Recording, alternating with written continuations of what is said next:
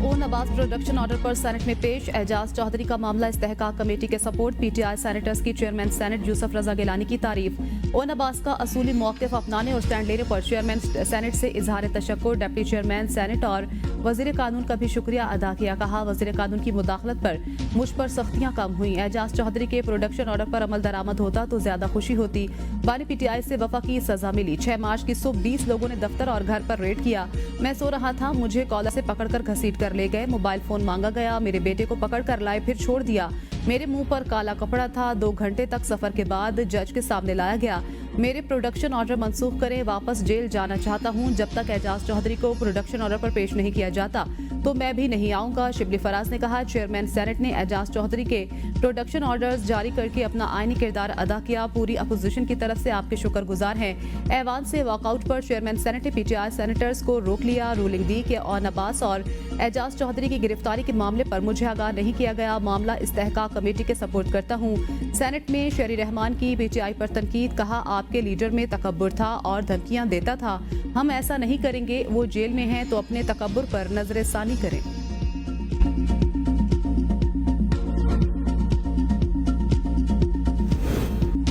परवेज खट्टर को काबीना में शामिल करने के फैसले में नवाज शरीफ की तायद शामिल है और नवाज ने सेनेट में इल्जामात लगाए, तहकीकात होनी चाहिए।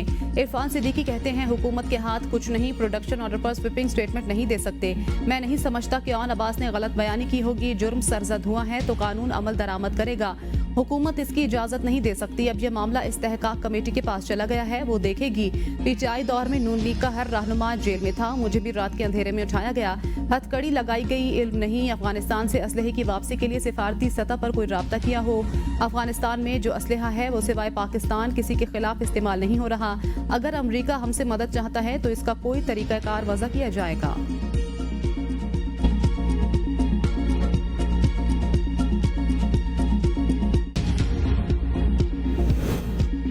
माशी इस्तेहकाम और बहाली के लिए देरीना दोस्त चीन का पाकिस्तान से माशी ताउन जारी। चीन ने पाकिस्तान के जिम्मा $2 अरब रकम की वापसी की मुद्दत में 1 साल की तौसीक कर दी। चीन के $2 अरब के कर्ज की वापसी की मुद्दत 24 मार्च को पूरी हो रही थी। वजारत खजाना ने तौसीक की तस्दीक कर दी। $2 अरब से ज़र मुबादला के ज़खायर मजबूत रखने में मदद मिलेगी। सदर मुमलिकत आसिफ अली जरदारी के दौरे चीन के दौरान चीन ने पाकिस्तान के इस्तेहकाम और तरक्की के लिए मुकम्मल हिमायत का इयादा किया था। वज़ीर आज़म शहबाज शरीफ से चीन के सफ़ीर जियांग ज़ेडोंग ने गुज़श्ता रोज मुलाकात की थी। मुलाकात में सीपैक के तहत मुख्तलिफ इक़दामात और मंसूबों की अहमियत को उजागर किया गया। चीनी सफ़ीर ने कहा था चीन पाकिस्तान की कौमी तरक्की कोशिशों में अपनी मुकम्मल हिमायत और ताउन जारी रखेगा। पाकिस्तान का IMF का कार्बन लेवी लगाने का मुतालबा मानने से इनकार। IMF ने तजवीज़ दी है कि पेट्रोलियम लेवी को 3 साल में 60 रुपए फी लीटर से बढ़ाकर 70 रुपए फी लीटर किया जाए।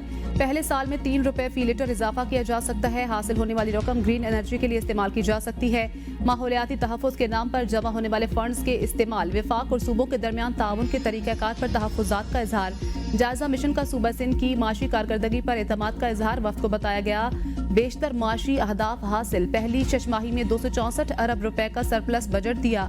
ज़राई इनकम टैक्स की पेचीदगियों और सिंध रेवेन्यू बोर्ड की कारकर्दगी से भी आगाह किया गया। वफ़द ने सूबा सिंध की गुज़श्ता 8 माह की कारकर्दगी का जायजा लिया। सिंध में सिंगल सेल्स टैक्स गोशवारे को सराहा। जायजा मिशन की तालीम और सेहत आमा पर फंड्स बढ़ाने की हिदायत। मयार जिंदगी बेहतर बनाने, पीने के पानी की क्वालिटी के लिए फंड्स बढ़ाने पर भी जोर।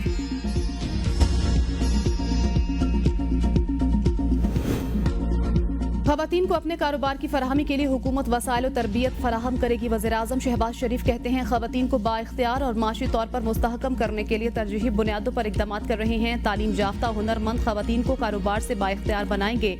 ख़वातीन को कम लागत कर्जा जात की फराहमी यकीनी बनाई जाएगी। वज़ीर आज़म शहबाज शरीफ की ज़ेर सदारत small and medium enterprise development authority के तहत इस्लाहात पर जायजा इजलास। ख़वातीन को बाइख्तियार बनाने के लिए लाएअमल सिफारिशात मुरतब करने के लिए कमेटी कायम। घरेलू सन्नत, छोटे कारोबार से मुंसलिक ख़वातीन को small and medium enterprise sector में शामिल करने का फैसला।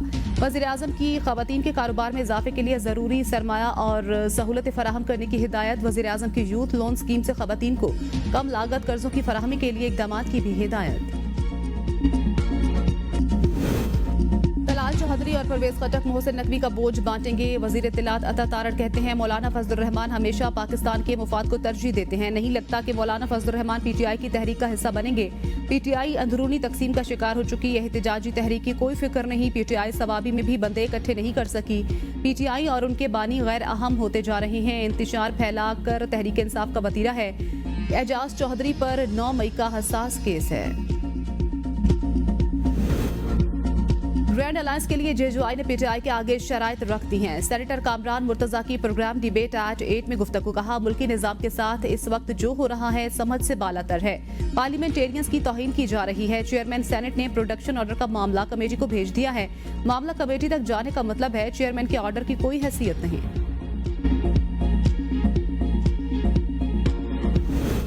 अभी तक ग्रैंड अलायंस हतमी शक्ल तक नहीं पहुंचा। शेख वकास अकरम कहते हैं जेजेआई के कुछ तहफ्फुज़ात हैं जिनके लिए बानी की हिदायत जरूरी हैं। मामलात हतमी शक्ल में आने तक तहफ्फुज़ात बयान नहीं कर सकते। इत्तेहाद बन जाए तो मिल बैठकर क़यादत का फैसला कर लेंगे। इलेक्शन कमीशन को मखसूस नशिस्तों से मुतल्लिक फैसला करना चाहिए। खवातीन को बाख्तियार बनाने के लिए वज़ीर आज़म और काबीना इक़दाम कर रही है। बैरिस्टर अकील कहते हैं 35% खवातीन की नुमाइंदगी के लिए इक़दाम किए जा रहे हैं। इलेक्शन कमीशन हुकूमत के मातहत नहीं है, फैसले करने में बाइख्तियार है। ऑन अब्बास के प्रोडक्शन ऑर्डर पर पंजाब हुकूमत ने अमल कराया। एजाज चौधरी के प्रोडक्शन ऑर्डर पर भी अमल होना चाहिए था। इस हवाले से जेल हुकाम ने कोई जवाब जमा कराया होगा।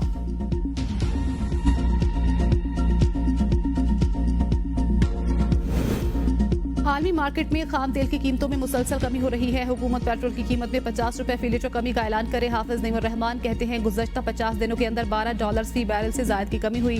कीमतों में मुसलसल कमी का आवाम को फायदा मिलना चाहिए। पेट्रोलियम लेवी आवाम पर बोझ है, इसे खत्म होना चाहिए। वज़ीर आज़म के महंगाई कम करने के दावे कौम के साथ मजाक है। महंगाई ने रमजान मुबारक में आवाम की कमर तोड़ दी।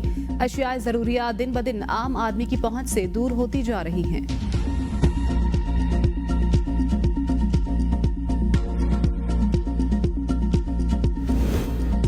वज़ीर आज़म का मुल्क में कपास की पैदावार में कमी पर इजहार तशवीश। कपास की फसल को सहारा देने के लिए 15 रुकनी कमेटी तश्कील, जो फसल की बहाली के लिए 1 माह में तजावीज़ देगी। पहला इजलास 13 मार्च को तलब। वफाकी वजीर राना तनवीर हुसैन कमेटी के सरबराह होंगे। कमेटी बैनुल-अक़वामी मयार आलूगी के पैरामीटर्स का जायजा लेगी। रुई की गांठों को मयारी बनाने, मुनासिब दर्जाबंदी के लिए सिफारिशात तैयार की जाएंगी। वज़ीर आला बलोचिस्तान मीर सरफराज बुगटी का महकमा ज़कात की नाक़िस कारकर्दगी पर इजहार बरहमी। महकमा ज़कात खत्म करने का ऐलान। सरफराज बुगटी ने कहा ज़कात की मद में बलोचिस्तान में सालाना 30 करोड़ रुपए गरीबों में तकसीम किए जाते हैं, जबकि महकमा रकम तकसीम करने पर 1 अरब 60 करोड़ रुपए खर्च करता है। इस 30 करोड़ रुपए की तकसीम के लिए महकमा ज़कात के पास 80 गाड़ियां हैं। पिछले 2 सालों से गरीबों में ज़कात की रकम तकसीम भी नहीं की गई। मीर सरफराज बुगटी ने कहा ये 30 करोड़ रुपए डिप्टी कमिश्नर्स के जरिए गरीबों में तकसीम कराएंगे। सिंध में सरकारी नौकरी के लिए उम्र की हद में 5 साल की रियायत दे दी गई। उम्र की हद 28 साल से बढ़ाकर 33 साल मुकर्रर। सिंध काबीना की मंजूरी के बाद नोटिफिकेशन जारी। उम्र की हद का इतलाक पुलिस और दीगर फोर्सेस पर नहीं होगा। एलामिया में कहा गया है फैसले का इतलाक 1 जनवरी 2025 से 31 दिसंबर 2026 तक नाफिजुल अमल रहेगा। CEC इम्तिहान के अलावा तमाम नौकरियों के लिए उम्र की हद 33 साल होगी। 30 बरस से दुनिया भर के दौरे कर रहा हूँ, सबसे ज्यादा मोहब्बत पाकिस्तान में मिली। आलमी शोहरत याफ्ता मारूफ मुबल्लिग डॉक्टर जाकिर नाइक का कराची में गवर्नर सिंध के दावत इफ्तार से खिताब। कहा रमजानुल मुबारक में ज्यादा से ज्यादा इबादत करें। इस महीने में एक नेकी पर 70 गुना ज्यादा सवाब मिलता है। डॉक्टर जाकिर नाइक ने दुनिया भर के मजलूम मुसलमानों के लिए दुआ करवाई। मुल्क के मुख्तलिफ शहरों में आज से बारिश की पेशगोई। इस्लामाबाद, लाहौर, पेशावर में अर्बन फ्लडिंग का खदशा। महकमा मौसमियात के मुताबिक मगरबी हवाओं का सिलसिला 9 मार्च से मुल्क के शमाली इलाकों में दाखिलात से 16 मार्च के दरमियान चित्राल, मरी, गिलगित बल्तिस्तान और कश्मीर में बारिशों का इम्कान। 10 मार्च को इस्लामाबाद, रावलपिंडी, अटक, जेहलम, चकवाल, पेशावर, चारसद्दा और मर्दान में बारिश मुतवक्के। 12 से 16 मार्च के दौरान पंजाब के बेशतर शहरों में बारिशें मुतवक्के हैं। बालाई इलाकों में शदीद बर्फबारी से सड़कें बंद होने का भी इम्कान है। खैबर पख्तूनख्वा, कश्मीर और गिलगित बल्तिस्तान में शदीद बारिशों के बायस लैंडस्लाइडिंग का खदशा। PDMA पंजाब का कहना है माहीगीर, सयाह और मुसाफिर मोहतात रहें और किसान फसलों को नुकसान से बचाने के लिए पेशगी इकदाम करें। शहरियों को गैर जरूरी सफर से गुरेज की हिदायत।